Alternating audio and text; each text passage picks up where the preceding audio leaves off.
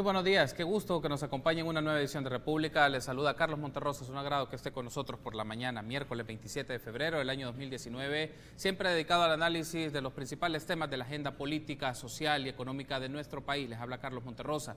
Lo vamos a dedicar en esta primera parte para hablar un poco de la agenda de la seguridad pública, específicamente una serie de reuniones que se brindaron entre los ministros de Seguridad y Justicia del Triángulo Norte de Centroamérica con la secretaria de Justicia del Gobierno de los Estados Unidos, en el cual se abordaron diferentes temas que tienen que ver con las actividades de la seguridad pública, de las actividades contra la lucha al terrorismo, las actividades que tienen que ver de la lucha contra el narcotráfico y demás elementos. Y vamos a ampliar sobre estos temas y demás, y damos un gusto recibir a Mauricio Ramírez Landaverde, ministro de Justicia y Seguridad Pública. Bienvenido, ministro, qué gusto que nos acompañe.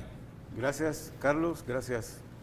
Amigos televidentes, por su atención esta mañana. Gracias por tomar la invitación, ministro. Vamos a hablar justo de este tema que daba la introducción y otros aspectos que tienen que ver en materia de seguridad pública, actividades del ministerio y otros asuntos también que son pertinentes poner a la discusión de la audiencia. Y vamos a iniciar un poco en pantalla, van a aparecer en este momento una serie de declaraciones que tienen que ver con un comunicado que fue publicado por el Departamento de Seguridad Interna y lo tenemos con la intención de fortalecer la sólida relación existente entre los participantes y con miras a reafirmar sus intenciones a avanzar conjuntamente, se establece esta declaración conjunta para fundamentar las negociaciones relativas a un memorando de cooperación que los participantes y otros socios interinstitucionales tienen la intención de negociar y firmar el 27 de marzo de 2019.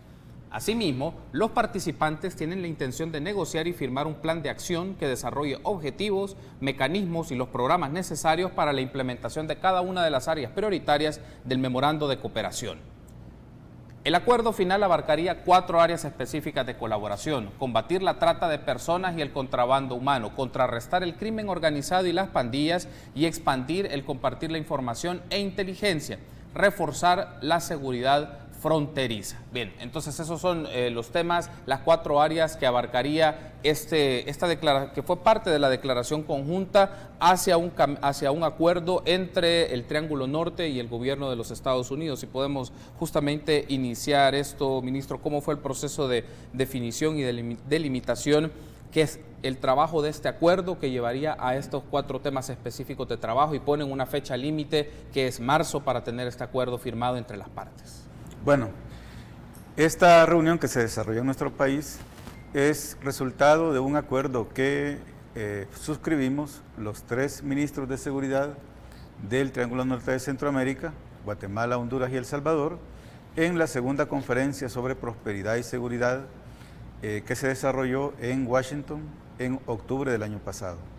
Como resultado de esa reunión, el Triángulo Norte acordó mantener una coordinación como subregión y como consecuencia de ello hemos realizado ya 4 reuniones.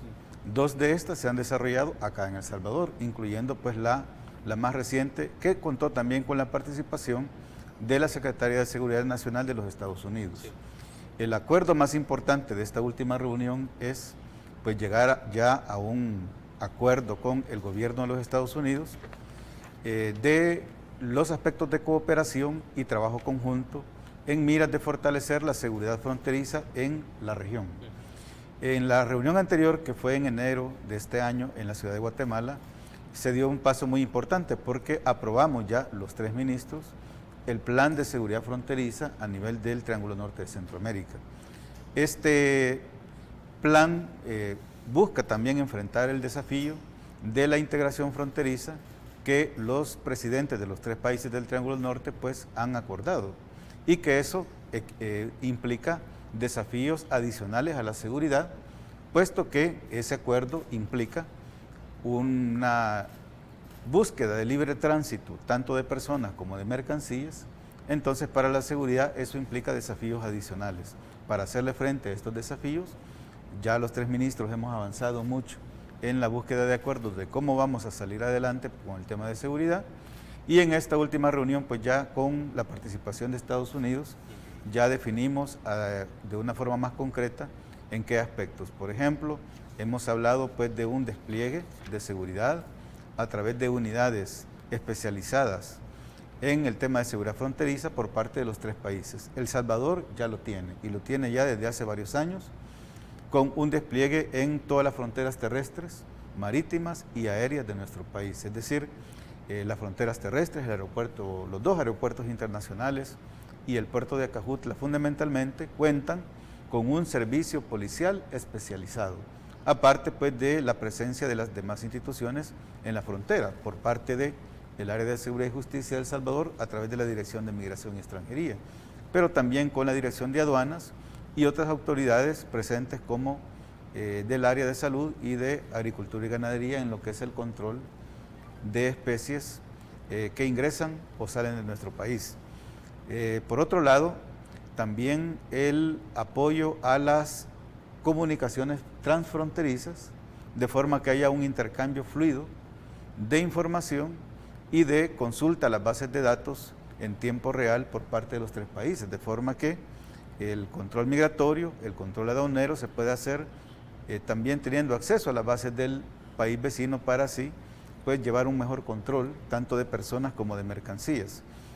También una formación especializada, la lucha contra la corrupción, de una buena selección de los servidores públicos que trabajan en el área fronteriza, que es muy importante, y los mecanismos de intercambio de información, que hemos avanzado mucho.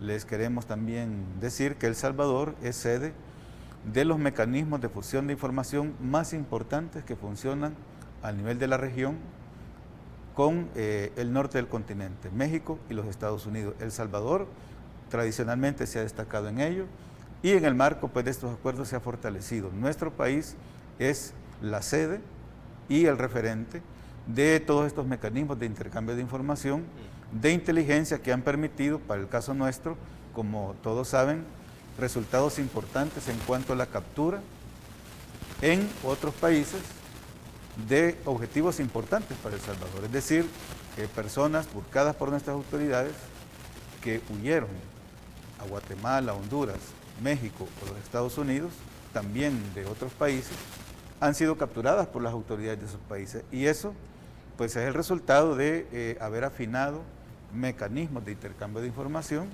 en los cuales El Salvador ha llevado el liderazgo en la región y pues como un reconocimiento a ello El Salvador ha sido considerado no solamente sede, sino que sus sistemas son el referente ya a nivel pues de la región y pues hemos ido avanzando en ello. Muy bien, ministro. Debo de hacer una pausa. Después de esta explicación que nos ha hecho de estos 4 componentes que marcan la declaración conjunta hacia un acuerdo histórico en el Triángulo Norte, me gustaría que veamos algunos detalles de estos 4 elementos y también otros aspectos de la agenda nacional. Regresamos en instantes.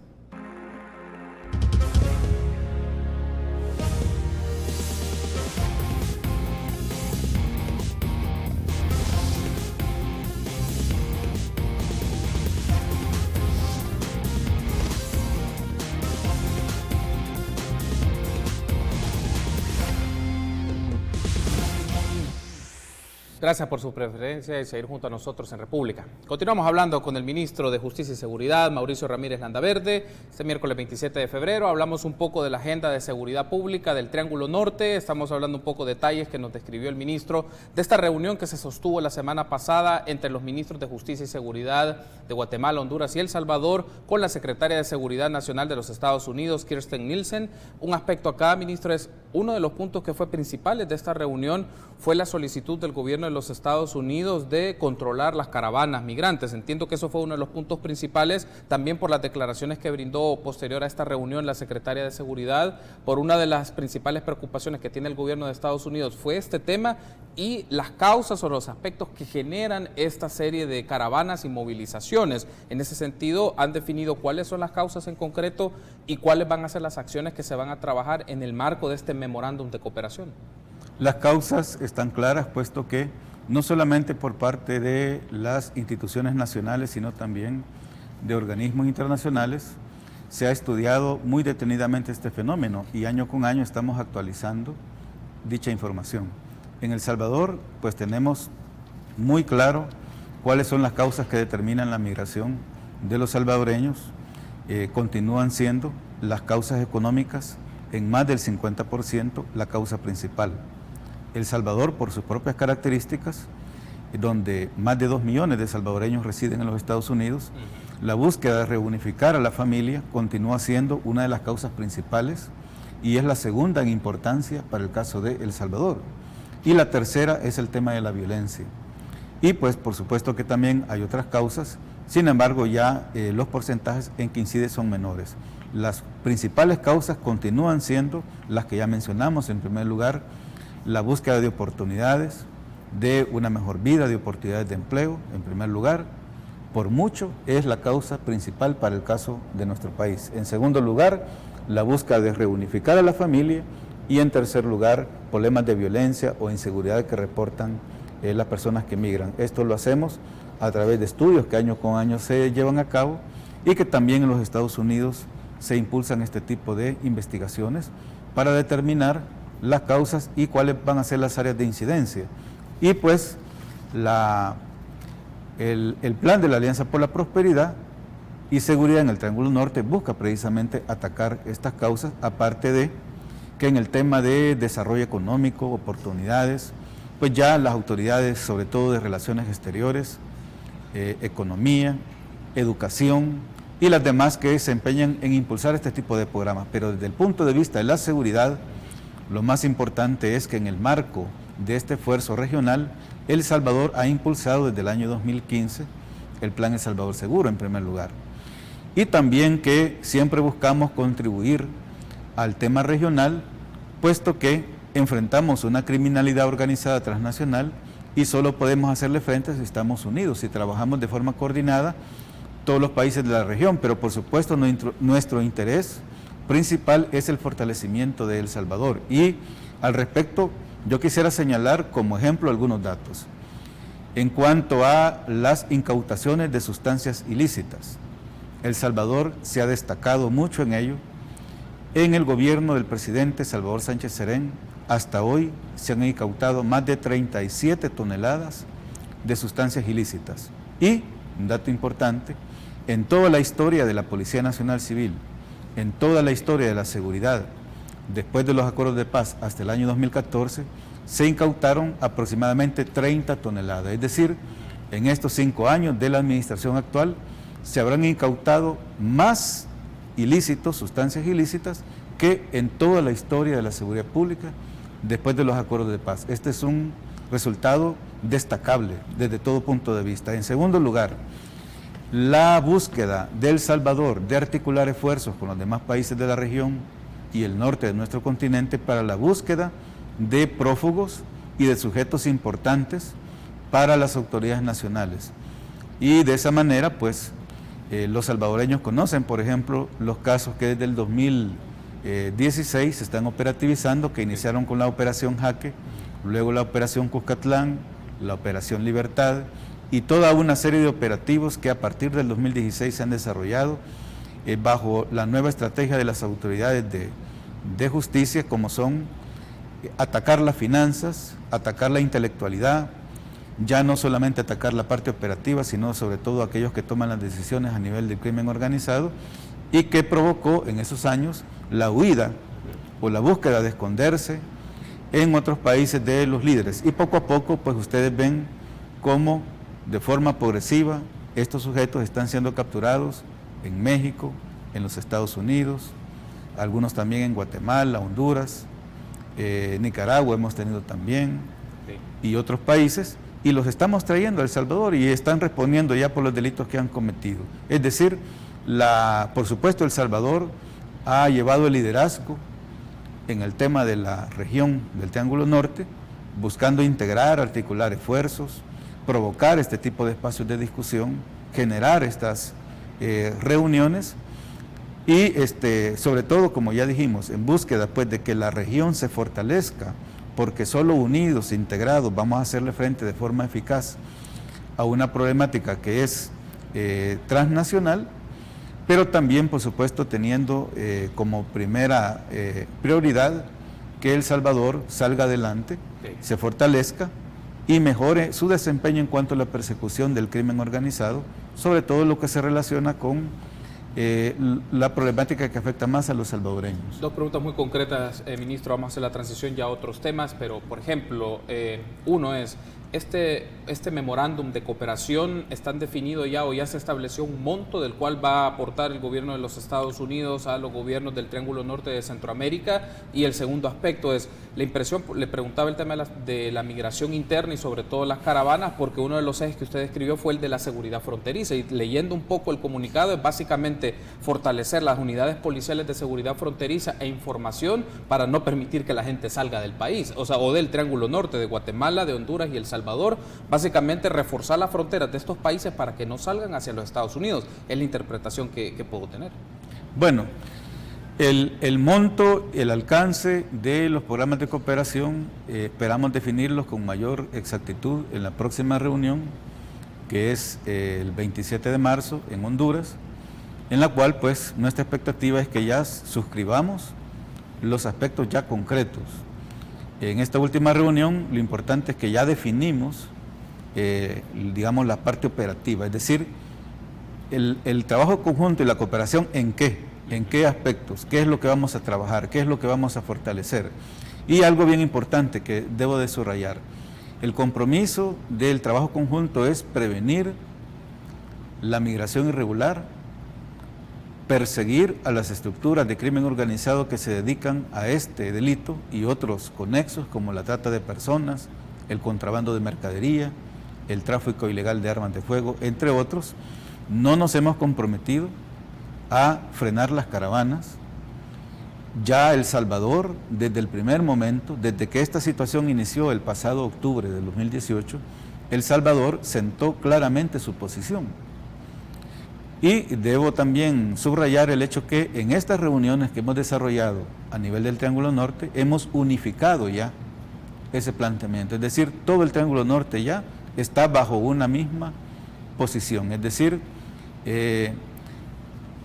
prevenir en el sentido de trabajar internamente por mejorar todos aquellos aspectos que son la causa de la migración irregular, pero en el tema de las caravanas, ante todo, respetar los derechos de los migrantes, respetar los tratados en materia migratoria que tiene la región, que están marcados por el libre tránsito en la región centroamericana, velar por los derechos de los migrantes, sobre todo de la población vulnerable, principalmente niñas, niños y adolescentes, y ahí El Salvador ha hecho un énfasis muy fuerte, porque hemos buscado informar a los ciudadanos y de esa forma han desistido muchas de las personas que en el marco de estas caravanas tenían pensado salir, han desistido, y a la vez se les ha prohibido la salida a muchas personas, sobre todo unidades familiares, que no cumplían los requisitos de salida, y sobre todo niños, niñas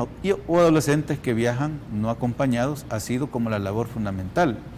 Debo decir también que ya tenemos de los eventos que hemos tenido en El Salvador, aproximadamente formado por unas 3.000 personas, más del 50% ya retornó, ya sea desde Guatemala o desde México con la asistencia debida, es decir, ya más del 50% de los salvadoreños que integraban estas caravanas ya retornaron, y la situación se mantiene en el sentido que en el caso de nuestro país estamos ante una nueva forma de migración, también muy incentivada por estructuras locales y regionales que no dan la cara, es decir, no figuran en el movimiento que se produce desde El Salvador, sino que ya saliendo de nuestras fronteras ya empieza a verse, según los testimonios y la investigación que se sigue al efecto, y que busca aprovechar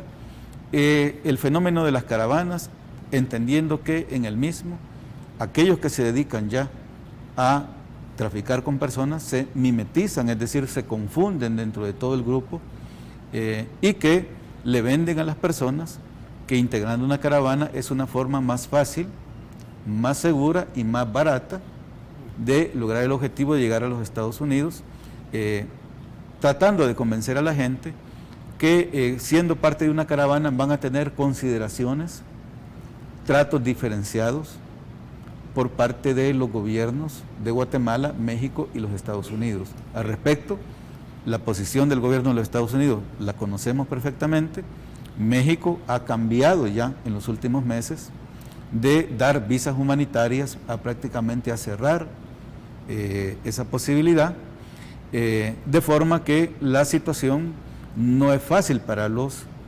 compatriotas que toman esta decisión. Por lo tanto, nuestra responsabilidad siempre es buscar la prevención, asistir en seguridad y de forma humanitaria a todas aquellas personas que, teniendo la información, aún así deciden hacerlo, porque respetamos los derechos que les asisten, los garantizamos y los protegemos, pero también velamos sobre todo por los derechos de la población vulnerable, sobre todo los niños que tienen una atención muy especial. El Salvador ha optado por la política que ya expresamos, y al efecto pues hay todo un esfuerzo interinstitucional de la sociedad civil y de los organismos internacionales que estamos trabajando en una sola estrategia para atender esta problemática. Es decir, la posición del gobierno de El Salvador, que ha sido ya unificada a nivel de los 3 países del Triángulo Norte, es pues ya bastante claramente conocida por el gobierno de los Estados Unidos. Nuestro compromiso es prevenir la migración irregular, buscar las oportunidades de desarrollo en nuestros países y combatir las estructuras de crimen organizado que sacan provecho de esa situación. Pero las caravanas migrantes, como ya dijimos, ante todo respetamos los derechos, la legislación interna y también los convenios en la región que garantizan una libre movilidad en la región centroamericana. Tengo que hacer una pausa y al regresar hablemos de situaciones más domésticas de la seguridad pública. Regresamos.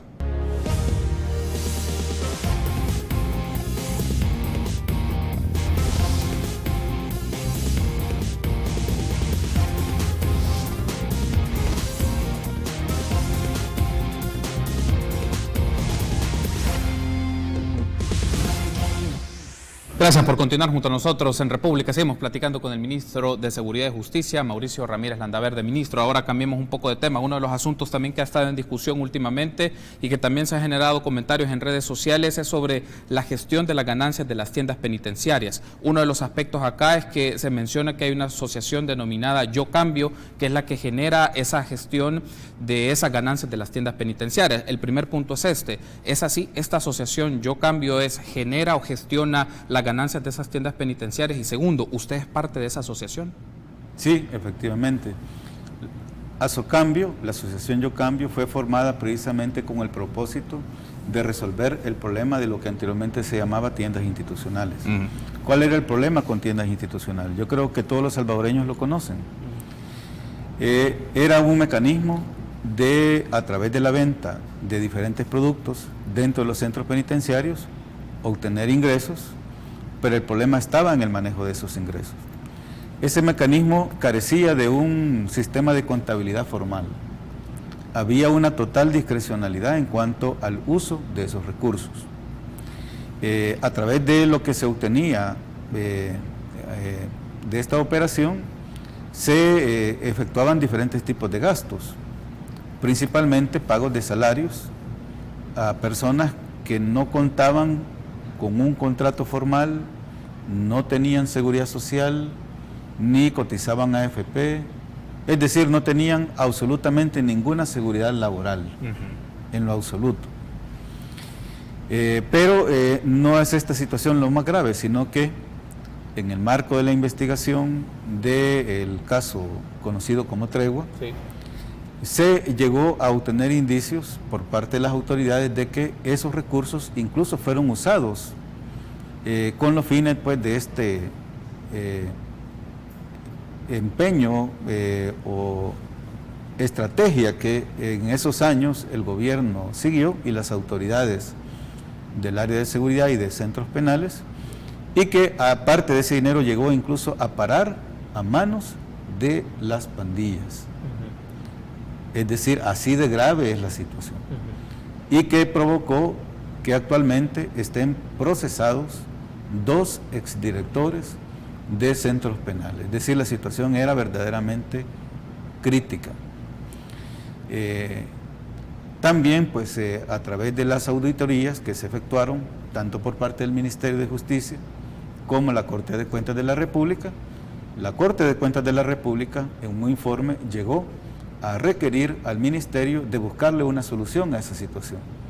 Y planteaba diferentes tipos de opciones. Una era establecer lo que a nivel de la administración pública se denomina Fondo de Actividades Especiales, que a través de la venta de servicios, diferentes instituciones tenemos. Por ejemplo, nosotros tenemos, en la Policía Nacional Civil, vendemos determinados servicios, como son las constancias de antecedentes policiales o las experticias a los vehículos automotores. También es un servicio que se vende y de lo cual se obtienen ingresos. Sí.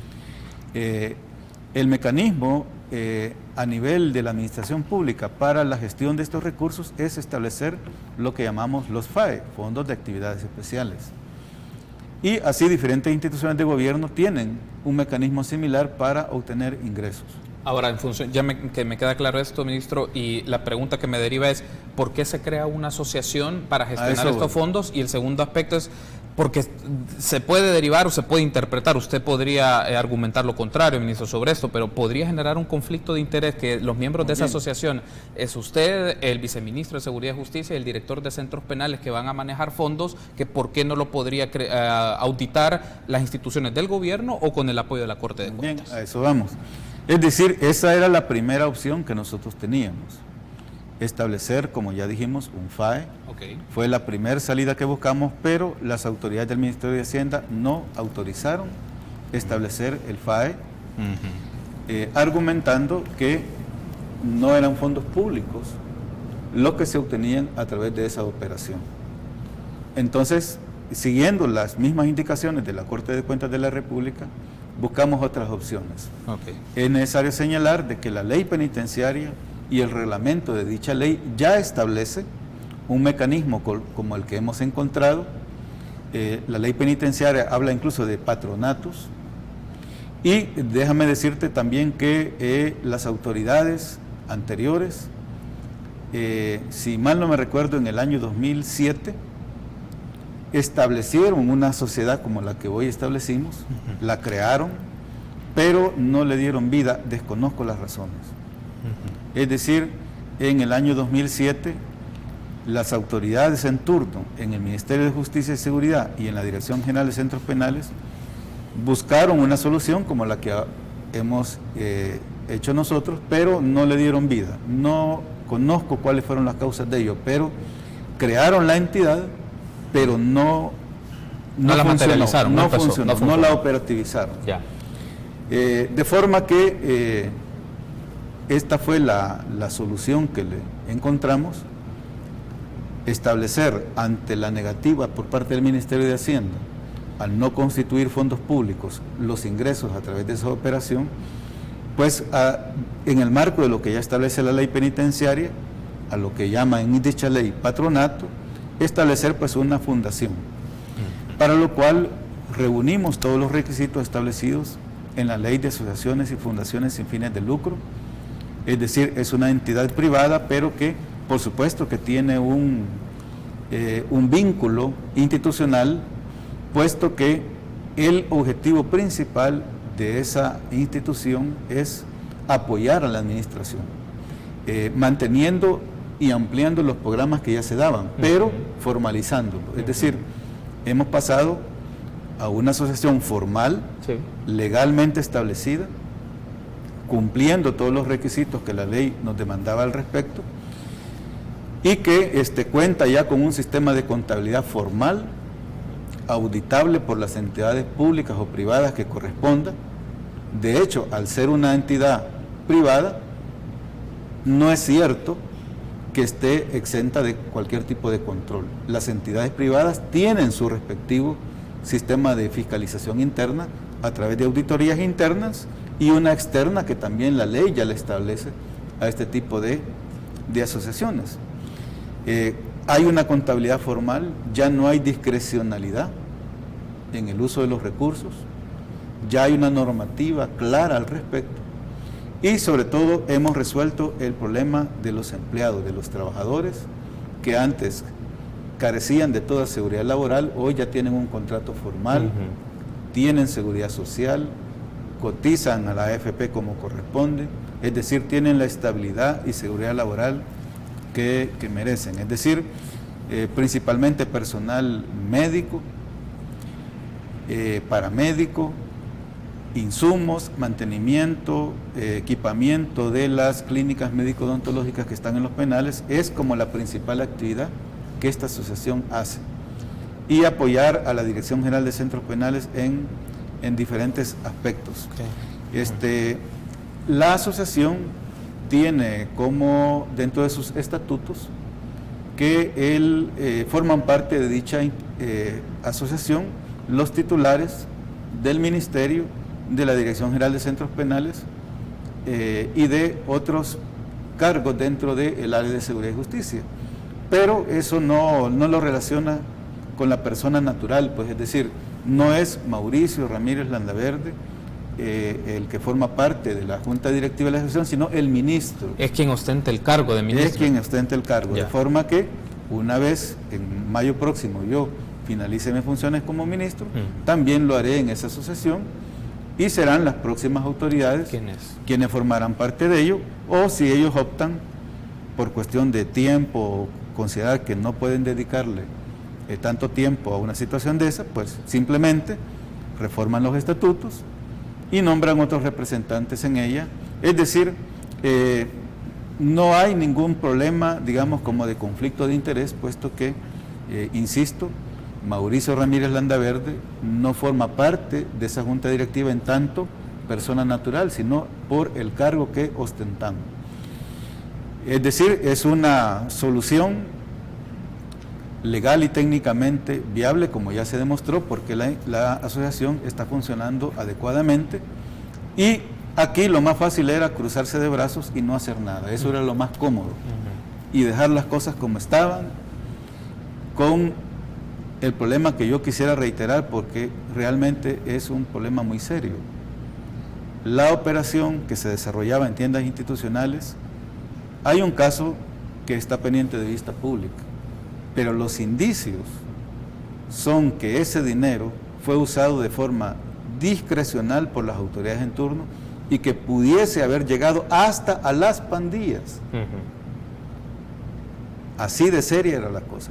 Lo más cómodo hubiese sido no hacer nada y pues dejar las cosas como estaban, o simplemente no comprometerse en nada. Nosotros no hemos optado por eso. Hemos optado en este y otros problemas en hacerle frente y buscarle solución a las situaciones y dejarle a las nuevas autoridades ya problemas que encontramos resueltos. Y este va a ser uno, ya será decisión de las autoridades en el futuro qué modificaciones le hacen, pero por hoy puedo decir categóricamente y con solvencia que a esa grave problemática que encontramos a nuestra llegada le hemos dado una solución, y es una solución viable desde todo punto de vista. No solamente legal, sino también técnico. Tengo que hacer una pausa, ministro. Tenemos un bloque más para que ampliemos algunos detalles sobre esta gestión de las ganancias de las tiendas penitenciarias, de cuánto asciende el monto y también cómo se fue desmontando toda esta práctica que usted ha mencionado, que en la gestión anterior, estamos hablando de la primera gestión entre 2009 y 2014, habían actividades de corrupción, básicamente en el manejo de los fondos de los centros penales. Ustedes a través de esta asociación lo que hacen es organizarla legalmente, llevar registros contables, el tema de los derechos también laborales de las personas que ahí trabajan. Ese es un punto. Y el segundo, la solicitud que usted hizo a la Corte de Cuentas para hacer auditoría del programa de los brazaletes electrónicos. Entonces, hablar un poco sobre esto y en qué consistiría dicha auditoría. Una pausa, regresamos.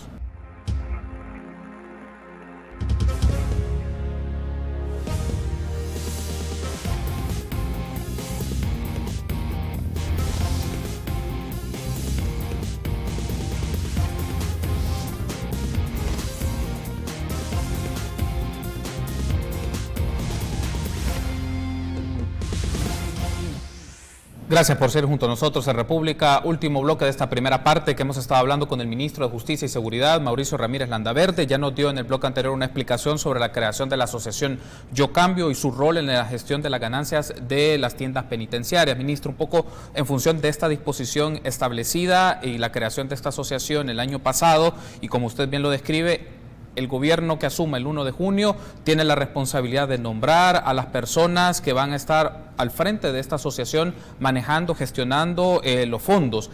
Aproximadamente del trabajo que se lleva desde su gestión y desde que se implementó ya esta medida, ¿cuánto es el monto que generan las tiendas penitenciarias? ¿Cuánto es el monto y cómo ustedes van desarrollando como una contraloría en, bueno, vamos a distribuir estos fondos para pagar a los trabajadores, los fondos que quedan se utilizan para otras prácticas, otras actividades? ¿Cómo se hace este ejercicio de contraloría y de cuánto se está hablando aproximadamente?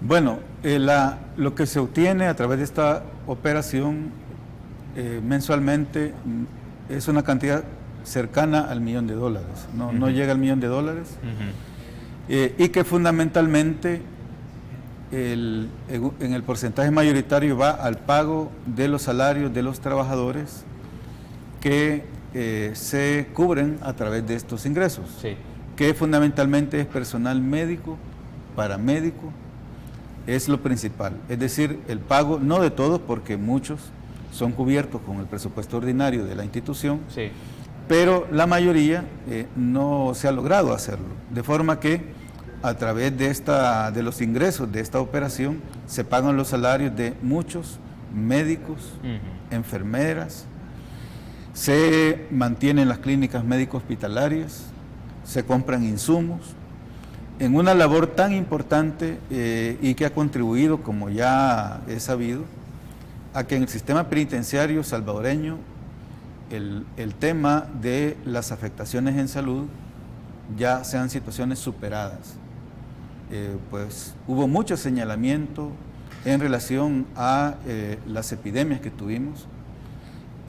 Son situaciones que ya las superamos, que ya las controlamos y que hay un servicio de salud pues muy fortalecido ya en el sistema penitenciario, como uno de los compromisos que asumió el país de cara pues a las observaciones graves que hubo en relación al tema, por ejemplo, de la tuberculosis o de la desnutrición. Son situaciones que ya superamos.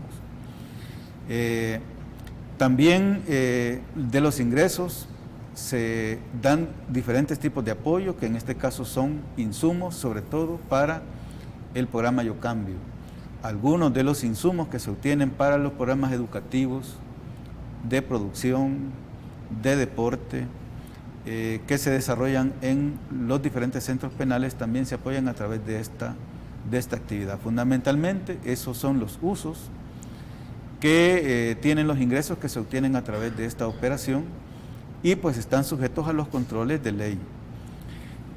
La información sobre Azocambio es pública. Podemos encontrar en el Diario Oficial y también en la Dirección de Asociaciones y Fundaciones sin fines de lucro los estatutos para que aquel ciudadano que esté interesado en ello pues lo pueda examinar. Es una información pública y pues por supuesto que las puertas están abiertas para cualquier tipo de fiscalización que se requiera, porque aunque es una entidad privada, por supuesto que tiene un vínculo institucional, puesto que el objetivo fundamental de la asociación es apoyar a la Dirección General de Centros Penales en los aspectos que ya mencionamos. Primera prioridad, el tema de la salud. Segunda prioridad, el tema de Yo Cambio. Apoyar a esa institución para que el programa Yo Cambio, que va creciendo, que va en ascenso, ya estamos llegando casi a los 30.000 privados de libertad que están participando de este programa y con una incidencia muy fuerte, no solamente a nivel de los centros ordinarios, sino también de los centros donde hay población que pertenece o ha pertenecido a pandillas. Tenemos ya 3 centros que podemos ubicar que tienen o han tenido población de pandillas que están ya bajo el programa, como son San Francisco Gotera, que fue el primero, Chalatenango, y Ciudad Barrios, que en este momento está trabajando con todo para que en ese centro pues el programa se establezca, y pues los sectores de mujeres que tenemos en Ilopango y en el centro de Quesaltepeque están también ya trabajando muy fuertemente en este programa, de forma que todo lo que es la transformación del sistema penitenciario cuenta con el apoyo de los recursos que se obtienen a través de esta institución, que repito, no tiene otro objetivo más que apoyar en la gestión de la Dirección General de Centros Penales, pero hacerlo ya, en primer lugar, de una forma formal, con un sistema de contabilidad profesional, con una administración profesional también, y con una normativa que impida que ya en el futuro se den las situaciones que en el pasado han sido observadas, de un uso discrecional de los recursos, llegando a situaciones tan graves y críticas como que se sospeche que hasta estructuras de crimen organizado fueron favorecidas con el uso de estos recursos. Cambiemos de tema, ministro, aprovechemos los minutos que nos restan de esta entrevista. Usted también solicitó ayer a la Corte de Cuentas de la República realizar un examen especial de auditoría del proyecto de brazaletes de vigilancia electrónica. Primero, ¿por qué surgió esta motivación? Y segundo, ¿qué elementos va a desarrollar o qué actividades va a desarrollar la Corte de Cuentas de la República para auditar justamente este proyecto? Este proyecto es parte de otro proyecto más grande que es el que estamos desarrollando con recursos del Banco Centroamericano de Integración Económica desde el año 2014 en el Ministerio de Justicia y Seguridad. De este proyecto, lo más visible y que los ciudadanos tienen más contacto con ello es la infraestructura penitenciaria. Sí. Todos los nuevos centros, las granjas, los diferentes establecimientos penitenciarios que son el sello de esta administración de la modernización, de la humanización, de la rehabilitación, esa es como la parte más visible de ese gran proyecto. Pero hay otros componentes, incluyendo el de un sistema de vigilancia electrónica, como otra acción importante para contribuir a la reducción del hacinamiento y a la mejora de la gestión penitenciaria, así como a la modernización del sistema de justicia en general, porque es un sistema que no solamente contribuye a reducir el hacinamiento, sino también a el cumplimiento de disposiciones judiciales alternas al internamiento, que es muy importante, pues, puesto que todas aquellas personas que no deban ingresar a un centro penitenciario o que puedan salir de él por sus características propias, su perfil delincuencial, el delito que han cometido, el arraigo laboral, familiar, etcétera, hagan posible que cumpla una medida sustitutiva al internamiento y con ello pues generarle ahorros al Estado de lo que implica mantener estas miles de personas privadas de su libertad. Es por lo tanto un proyecto de importancia estratégica, pero que estuvo presupuestado desde el año 2014 y no se ejecutó ni el 2014 ni el 2015 y estaba presupuestado el 2016, encontrando a mi llegada al Ministerio de Justicia y Seguridad que estaba prácticamente sin mayor movimiento. Desde ese momento lo impulsamos, lo ejecutamos, se contrató el año 2017, el contrato finalizó en octubre del año 2018 y a partir de entonces estamos pues ya en el periodo en el que actualmente estamos, que es de la garantía de funcionamiento. Sin embargo, el sistema está funcionando desde el año 2017. En diciembre de ese año, en un evento público al que llegaron muchos medios de comunicación y representantes de todas las instituciones del sector justicia, colocamos los primeros dispositivos. Eso fue en diciembre del 2017, bajo un convenio que suscribimos con el señor presidente de la Corte Suprema de Justicia y el fiscal general de la República. Desde el año 2017 el sistema está funcionando y está funcionando muy bien. Sí, la cobertura actualmente todavía es de aproximadamente, como hemos informado, 300 portadores a nivel nacional.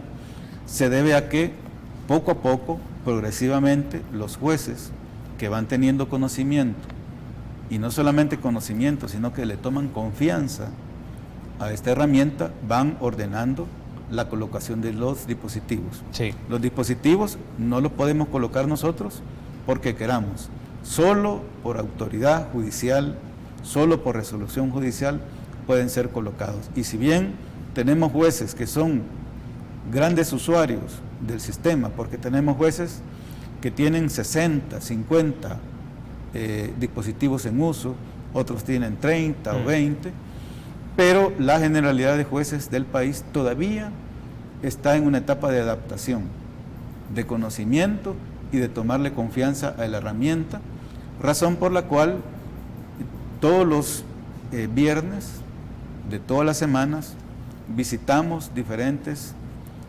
centros judiciales del país.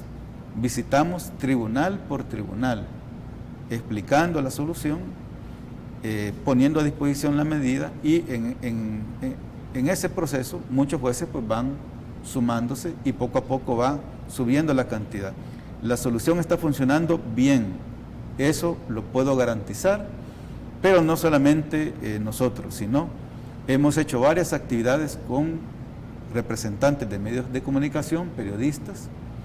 Hubo hace algunos meses un evento en el cual a un periodista de un medio de comunicación local le colocamos un dispositivo, más bien se lo colocamos a varios, y ahí se pudo ver en tiempo real cómo se monitoreaba permanentemente la ubicación de ese dispositivo, del portador, en todo momento, que en tiempo real se reflejaban los movimientos, los desplazamientos, y todos fueron testigos. Otros testigos de primer orden son los mismos jueces, usuarios de este sistema.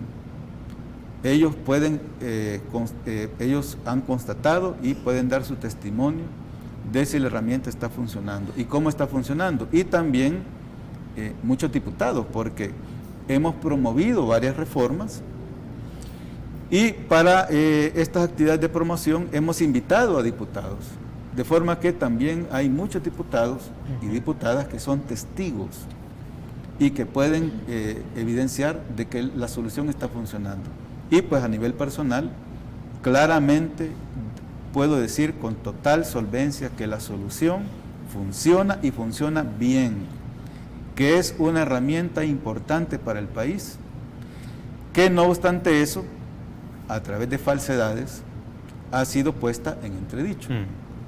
Razón por la cual nos impulsa a tomar acción y pedir a la Corte de Cuentas de la República un examen especial a ese proyecto en concreto, porque aunque todo el proyecto, los diferentes ejercicios, por supuesto, del Ministerio son auditados como cualquier otra institución, pero este proyecto en particular, el proyecto con préstamo BESI, ya hubo un informe de la auditoría del 2016, pero en ese informe de auditoría del 2016 no comprende este proyecto porque en ese año no se ejecutó. No se ejecutó, cierto. Sino que fue hasta el 2017 y la auditoría de dicho año está en este momento desarrollándose. Y por lo tanto, comprende todo el proyecto en general, que consta de proyectos de construcción, de equipamiento y de un montón de acciones que pueden como impedir que el proyecto de Brazalete sea examinado como con mayor atención. Sí. De forma que, no obstante, en la actualidad está un equipo de la Corte de Cuentas de la República en el Ministerio de Justicia y Seguridad haciendo el examen a este contrato de préstamo del año 2017, hemos pedido que para el proyecto del sistema de vigilancia electrónica en particular se haga un examen especial para que no lo digamos nosotros nada más, sino que haya terceros, como pueden ser los jueces, como pueden ser los diputados, los periodistas, otras personas e instituciones que ya constataron que el sistema está trabajando y está trabajando bien, que no quede ningún margen de duda y que toda esta serie de falsedades pues las desvanezcamos de una forma contundente. Pero no solamente eso, yo quisiera hacer el llamado a los ciudadanos que no nos dejemos llevar, que pongamos atención y que pongamos ojo crítico. No nos convirtamos en simples replicadores de una falsa noticia. Los salvadoreños tienen derecho a expresarse libremente, por supuesto, como corresponde, pero yo llamaría a una actitud más crítica. ¿Qué interés hay en entrar ahora a observar este sistema? ¿Qué hay detrás de eso? ¿Quién busca beneficiarse de ello? Tenemos que ser más críticos. Por nuestra parte, puedo asegurar con contundencia y ante quien sea y de la forma que sea, que el sistema está funcionando bien, que está respondiendo a la necesidad de darle a los jueces una herramienta para que puedan decretar medidas sustitutivas a la detención, que puedan otorgar la libertad condicional o que puedan atender todos aquellos casos en los que se sobrepasa el límite de la detención provisional y que le estamos dando un buen servicio, que las medidas que ellos ordenan se las estamos monitoreando, lo estamos vigilando las 24 horas del día, los 7 días de la semana, y que se está respondiendo ante cualquier incumplimiento por parte de los portadores que lo hagan.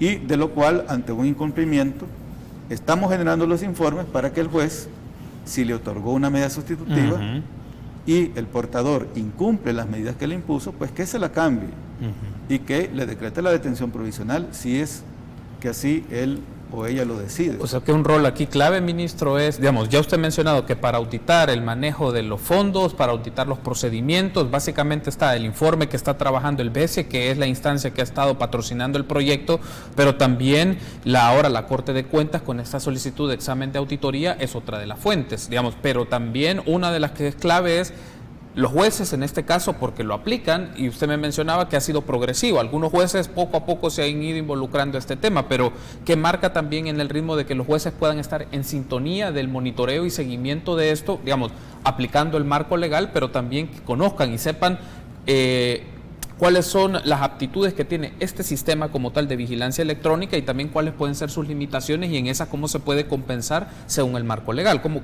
podría verse ese aspecto también, ministro? Bueno, nosotros para desarrollar este proyecto hicimos varios eventos. Algunos fueron públicos e incluso hubo presencia de medios de comunicación. Y puedo citar muchos intercambios que se hicieron acá en el país con representantes de instituciones de otros países que las tienen en uso, sistemas que ya están trabajando. Y todos coincidimos, y con la experiencia que tenemos nosotros ya, aunque todavía, digamos, corta, porque tenemos 1 año y meses de tener ya la solución funcionando, que todo lo que es tecnología requiere una adaptación.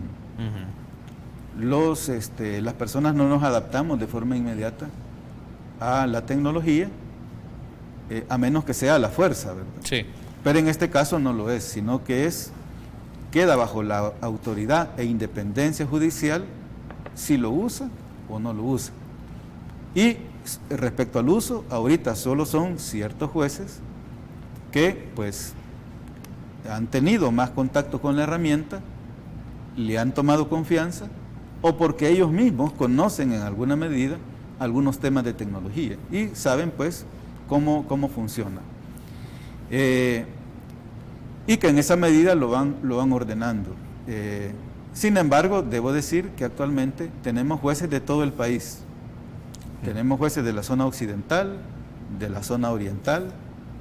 De la zona oriental hay algunos tribunales que son grandes usuarios del sistema. Y también de San Salvador, muchos jueces de vigilancia penitenciaria. También los jueces de vigilancia penitenciaria son como los usuarios por excelencia del sistema y lo están aplicando como corresponde. Y estamos monitoreando todo tipo de medidas.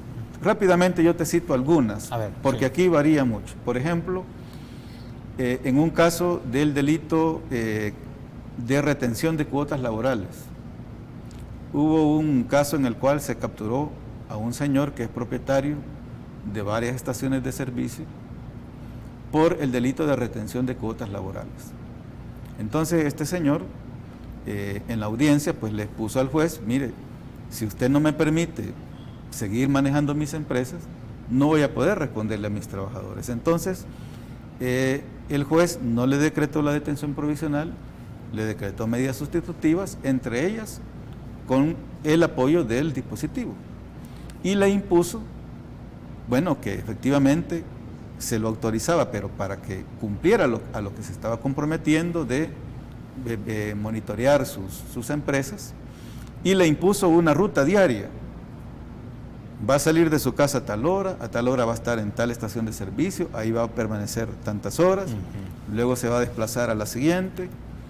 Es decir, le impuso una ruta a cumplir cada día.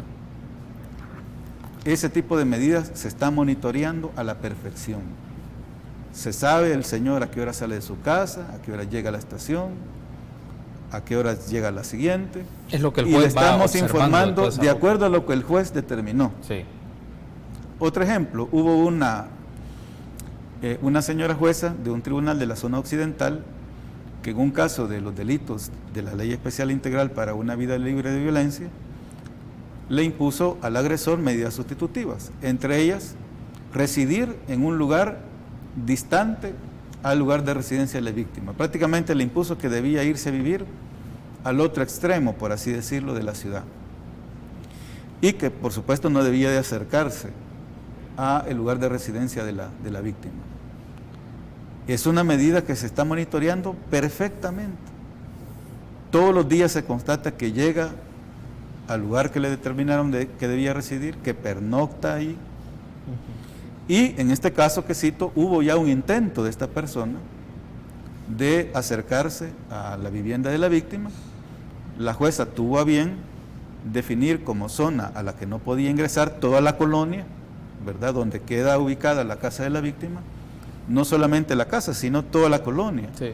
Y es interesante, y alguna institución o entidad que esté interesada en ello, que lo vaya a constatar al centro, sobre todo las instituciones u organismos que se dedican a la prevención y atención de la violencia de género. Por ejemplo, es bien interesante. El sistema puede calibrar con exactitud, con total precisión, la zona de prohibición o de exclusión, y este sujeto, este agresor, intentó ingresar ahí. Entonces, rápidamente se echa a andar el sistema, y en esa ocasión fue interceptado por la Policía Nacional Civil y expulsado del lugar. Se le informó a la jueza y la jueza pues tomó las medidas pertinentes. Es decir, acá el sistema de justicia con esta herramienta da un paso adelante para el corto, mediano y largo plazo. Entonces debemos de ser críticos los salvadoreños. ¿Qué hay detrás entonces? ¿Qué interés de que esta solución tan importante pues no se continúe con ello? ¿Qué hay detrás de esa intención? Tengo que hacer una pausa, ministro, tengo que irnos a pausa comercial, pero al regresar continuamos con ello. Volvemos.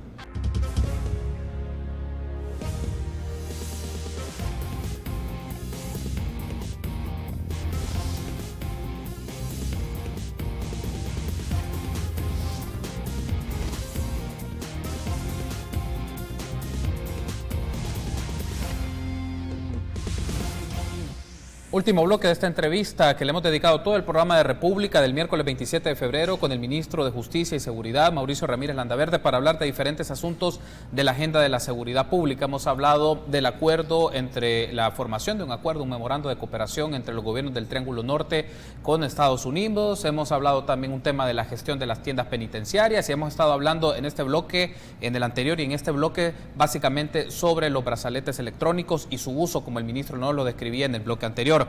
Ministro, hemos tenido una serie de comentarios en las redes sociales que los ha emitido Will Salgado, exalcalde de San Miguel. Se los traslado porque son como preguntas hacia usted. Dice de la siguiente manera, que explique, se refiere a usted, el ministro de Seguridad, por qué un privado de libertad fue a matar a personas a San Miguel que andaba el brazalete puesto y ellos no se enteraron. Bueno, este evento que menciona este señor es inexistente.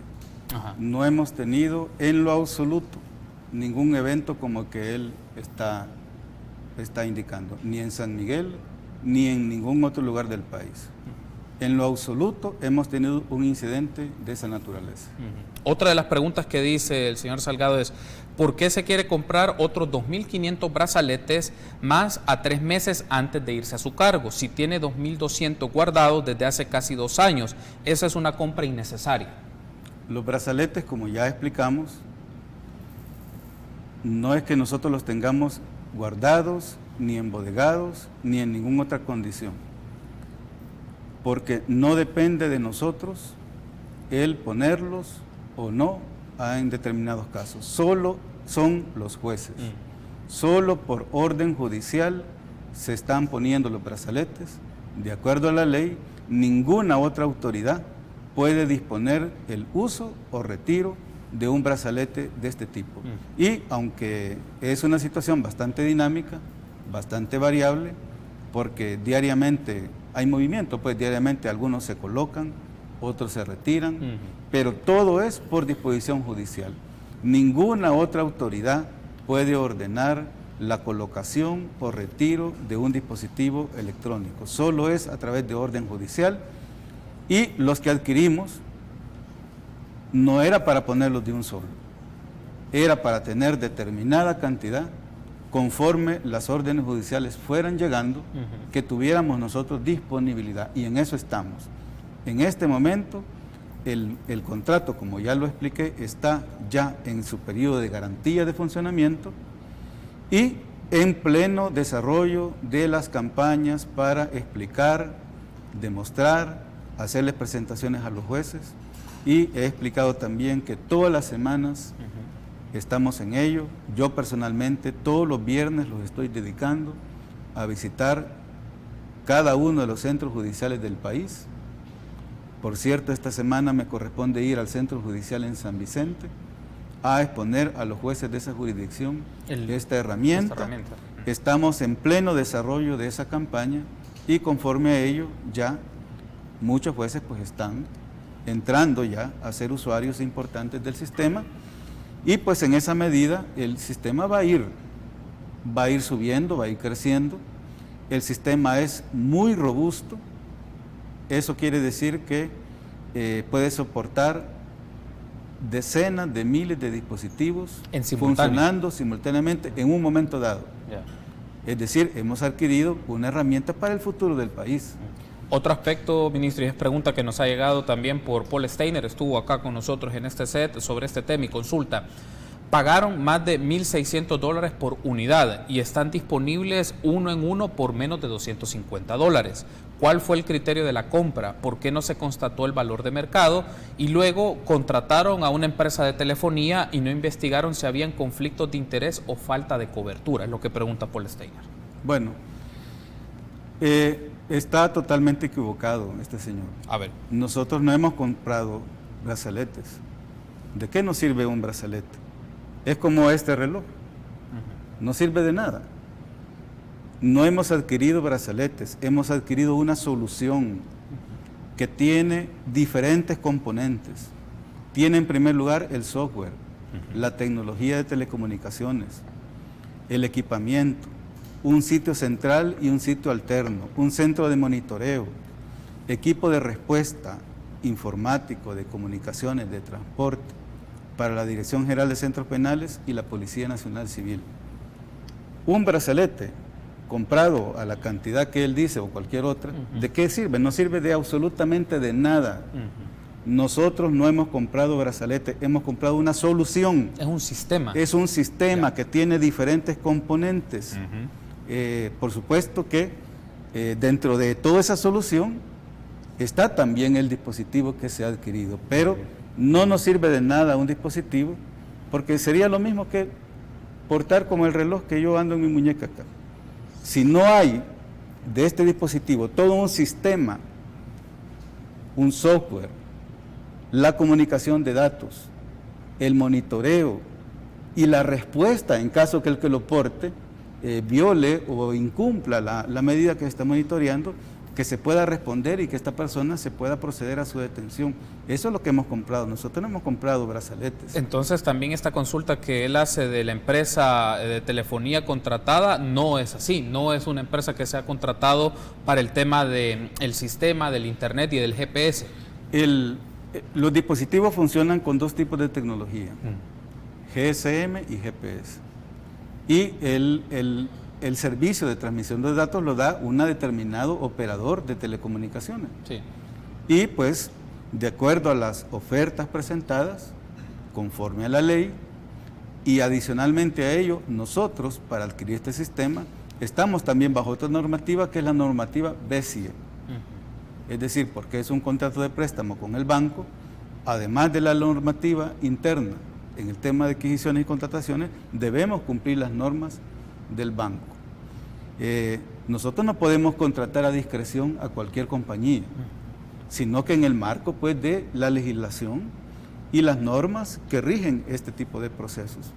Y ante todo eso un contrato de servicios de cierto periodo. El gobierno actual o los siguientes en cualquier momento pueden cambiar de operador de telecomunicación.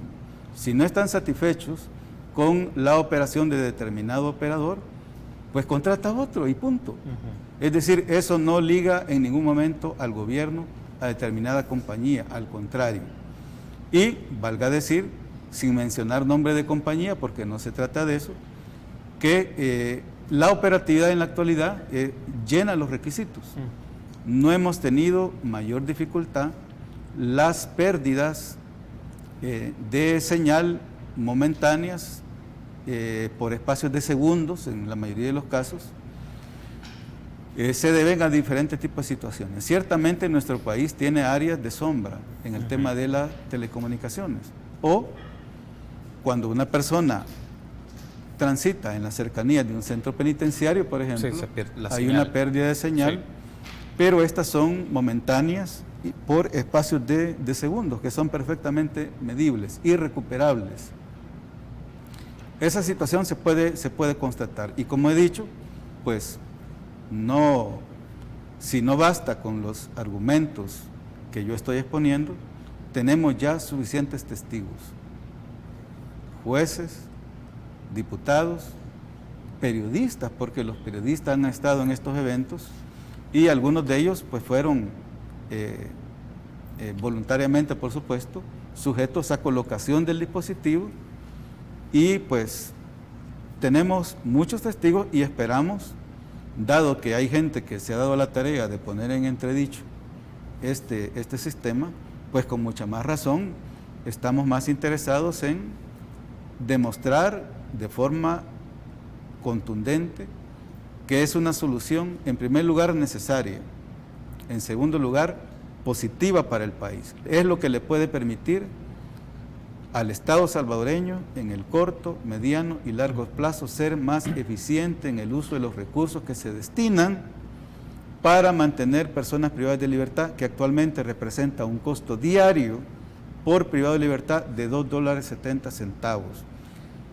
Lo que buscamos son mayores niveles de eficiencia y que haya un ahorro de recursos en el futuro a través de la tecnología, y poner a disposición del sistema de justicia herramientas tecnológicas que, unidas a otras que este gobierno se ha empeñado en impulsar, como es la videovigilancia, entre otras, pues también vayan marcando una modernización del país en cuanto al uso de la tecnología para todas sus actividades. En este caso, pues la seguridad es una herramienta de importancia estratégica, está empezando, y en la medida que la autoridad competente, que son los jueces nada más, va creciendo, y esperamos que siga creciendo y que llegue un momento que va a ser insuficiente.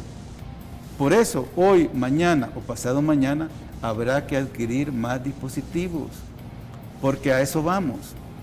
Adquirimos una herramienta que, de acuerdo a las estimaciones, cumple los parámetros para que en el futuro el país pueda tener decenas de miles de personas, si fuera el caso, si fuera requerido, monitoreadas a través de estos dispositivos. Ministro, quiero darle las gracias por haberme acompañado. Hemos abordado diferentes temas. La invitación está hecha para que nos volvamos a encontrar antes del 1 de junio y hacer una evaluación de todas las políticas de seguridad pública implementadas desde su gestión. Ya hemos hablado por lo menos de un par de programas de estos y podemos abordar otros elementos, y también qué puntos marcan ya la transición en el Gabinete de Seguridad y Justicia respecto al nuevo gobierno. Gracias por haber tomado la invitación y habernos acompañado todo el programa, ministro. Gracias a ti, Carlos, y gracias al Canal 33, y sobre todo gracias a los ciudadanos que nos han prestado atención esta mañana. Gracias por habernos acompañado, ministro. A ustedes también. Nos encontramos 6:30 mañana. Tengan un buen día.